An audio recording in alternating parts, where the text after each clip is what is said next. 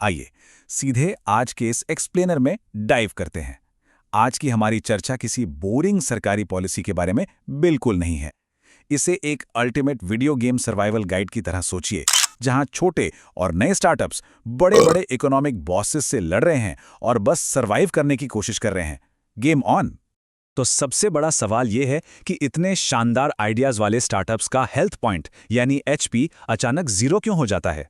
सच कहें तो जब कैपिटल खत्म होने लगता है, सप्लाई चेन टूट जाती है और पहले कुछ क्लाइंट्स ही परेशान करने लगते हैं ना, तो अच्छे अच्छे फाउंडर्स की हालत खराब हो जाती है। ऐसा लगता है जैसे बस सर्वाइव करने की जद्दोजहद चल रही हो।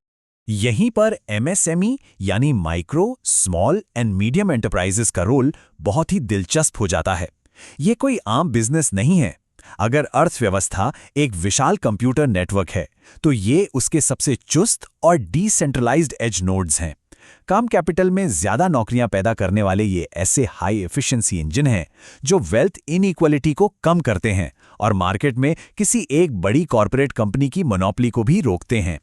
अगर हम मैक्रो इंजन के स्टैट्स पर नजर डालें तो नंबर्स सच में हैरान करने वाले हैं। नेशनल जीडीपी का 30 से 31% हिस्सा सीधे यहीं से आता है। और बात यहीं खत्म नहीं होती।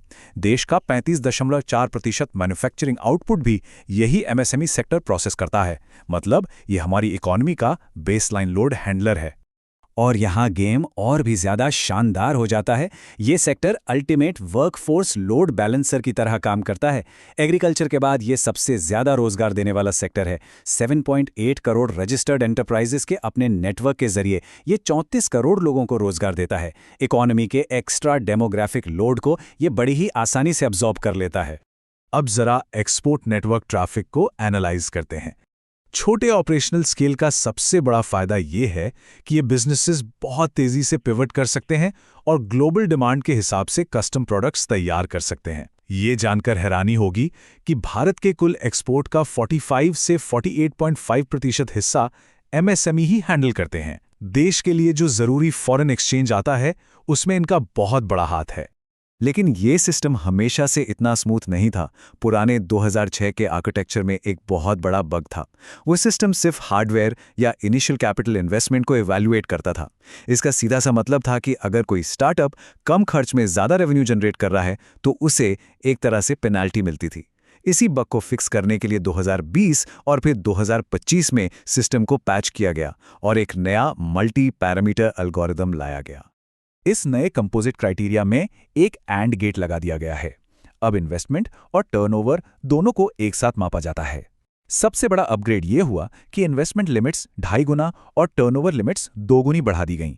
यानी अब जो सफल स्टार्टअप्स हैं, वो अपने एमएसएमई बेनिफिट्स खोए बिना तेजी से और आसानी से स्केल कर सकते हैं। और इस पूरे एमएसएमई स्टेटस को अनलॉक करने की जो मास्टर की है, वो है उद्यम पोर्टल। ये पूरी तरह से एक डिजिटल 16 डिजिट का आइडेंटिफायर है। सबसे बेहतरीन बात यह है कि ये इनकम टैक्स पैन और जीएसटी नेटवर्क के साथ एपीआई इंटीग्रेशन का इस्तेमाल करता है। इससे इन्वेस्टमेंट और टर्नओवर का वेरिफिकेशन रियल टाइम में बिल्कुल ऑटोमेटिक तरीके से हो जाता है। कोई मैनुअल पेपरवर्क का झंझट ही नहीं। चलिए अब अगले लेवल पर चलते हैं। जब स्टार्टअप्स बैंक से लोन लेने जाते हैं और उनके पास कोई फिजिकल सिक्योरिटी या एसेट्स नहीं होते, तो सीधा रिजेक्शन मिलता है। तो कोलैटरल नाम का ये विशाल बॉस आखिर कैसे डिफीट होगा? बस यही एंट्री होती है एक अल्टीमेट फाइनेंशियल चीट कोड की। इस चीट कोड का नाम है CGTMSE, यानी credit guarantee fund trust scheme for MSME. इसे एक फाइनेंशियल प्रॉक्सी सर्वर समझ सकते हैं। अगर किसी माइक्रो या स्मॉल एंटरप्राइज का लोन डिफॉल्ट हो जाता है, तो बैंक का नुकसान सरकार एब्जॉर्ब कर लेती है। मतलब बिना किसी गारंटी के बैंक से फंड्स मिल जाते हैं। ये लिटरली एक लाइफ सेवर, गेम चेंजर है। लेकिन एक बात का ध्यान रहे, इस नेटवर्क गेटवे के फायरवॉल रूल्स बहुत ही ज्यादा सख्त हैं। यहां सिर्फ माइक्रो और स्मॉल एंटरप्राइजेस की एंट्री ही अलाउड है। हाल ही में रिटेल और होलसेल ट्रेडर्स को भी व्हाइट लिस्ट कर दिया गया है। लेकिन मीडियम एंटरप्राइजेस, एग्रीकल्चर और सेल्फ हेल्प ग्रुप्स को इस गेटवे से ब्लॉक रखा गया है। 2026 के लोड बैलेंसिंग लिमिट्स को जानना और भी जरूरी है। अब इस कोलैटरल फ्री लोन की मैक्सिमम सीलिंग को अपग्रेड करके सीधे 10 करोड़ रुपए प्रति एलिजिबल बोरोवर कर दिया गया है। और इसके लिए जो एनुअल गारंटी फीस चुकानी होती है, वो बहुत ही सब्सिडाइज्ड है। ये सिर्फ 0.37% से लेकर 1.35% सालाना तक होती है। ये कवरेज मैट्रिक्स एल्गोरिदम बहुत स्मार्ट तरीके से काम करता है। इसमें रिस्क शेयरिंग एकदम कैलकुलेटेड है। हाई प्रायोरिटी ग्रुप्स जैसे महिला एंटरप्रेन्योर्स, SC/ST, Z सर्टिफाइड या नॉर्थ ईस्ट रीजन के लिए सरकार 90% तक रिस्क एब्जॉर्ब करती है। 5 लाख रुपए तक के माइक्रो लोन के लिए ये 85% है और स्टैंडर्ड जनरल कैटेगरी के लिए 75%। ये सिस्टम रिस्क को बहुत ही एफिशिएंटली मैनेज कर लेता है। फंडिंग मिलने के बाद भी बिल्कुल जीरो से स्क्रैच से फैक्ट्री लगाना एक भयानक सपना हो सकता है। यहीं पर इंडस्ट्रियल एस्टेट्स का कॉन्सेप्ट काम आता है। ये असल जिंदगी का कोऑप मोड है। ये फिजिकल कोलोकेशन डेटा सेंटर्स की तरह है, जहां सरकार पहले से बना हुआ इंफ्रास्ट्रक्चर प्रोवाइड करती है ताकि शुरुआती सेटअप की लेटेंसी और खर्चा एकदम कम हो जाए।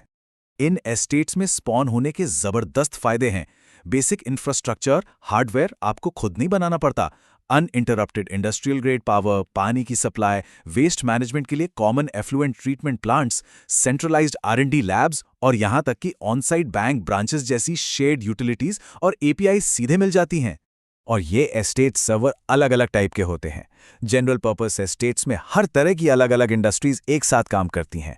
वहीं स्पेशल पर्पस एस्टेट्स सिर्फ एक ही डोमेन के लिए ऑप्टिमाइज्ड होते हैं, जैसे सॉफ्टवेयर टेक्नोलॉजी पार्क्स या बायोटेक हब्स, जहां उस इंडस्ट्री से जुड़ी खास टेस्टिंग फैसिलिटीज पहले से मौजूद होती हैं। इससे भी ज्यादा दिलचस्प हैं एंसिलरी एस्टेट्स।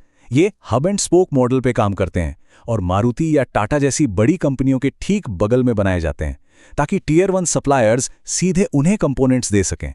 और अगर शहरों में जगह कम है तो हाई डेंसिटी वाले फ्लैटेड एस्टेट्स होते हैं, जो मल्टी स्टोरी बिल्डिंग्स में चलते हैं, और ये खासकर प्रदूषण मुक्त अर्बन स्टार्टअप्स के लिए डिजाइन किए जाते हैं। इन सभी स्ट्रैटेजीज का सबसे बड़ा फायदा है एज डिप्लॉयमेंट। जब ये MSME नोड्स ग्रामीण और सेमी अर्बन इलाकों में लगाए जाते हैं तो कच्चा माल वहीं सोर्स पर ही प्रोसेस हो जाता है। इससे बड़े शहरों के इंफ्रास्ट्रक्चर पर पड़ने वाला ओवरहीटिंग या एक्स्ट्रा बोझ कम होता है और रूरल टू अर्बन माइग्रेशन भी कंट्रोल में रहता है। ये पूरे देश में इकोनॉमी को बिल्कुल बराबर बांटता है। तो अंत में एक बहुत ही प्रोवोकेटिव सवाल उठता है, क्या ये सभी पॉलिसीज सिर्फ छोटे बिजनेसेस को सर्वाइव करने में मदद करने के टूल्स हैं, या फिर ये उस हाई एजिलिटी, फेल फास्ट और डिसेंट्रलाइज्ड ग्लोबल इकोनॉमी का असली मेन फ्रेम है जो हमारा आने वाला कल तय करेगा? ये एक ऐसा विचार है जो एंटरप्रेन्योरशिप को देखने का नजरिया पूरी तरह से बदल देता है, क्योंकि MSME सिर्फ संघर्ष करने वाले छोटे बिजनेसेस नहीं हैं, ये कल का भविष्य है।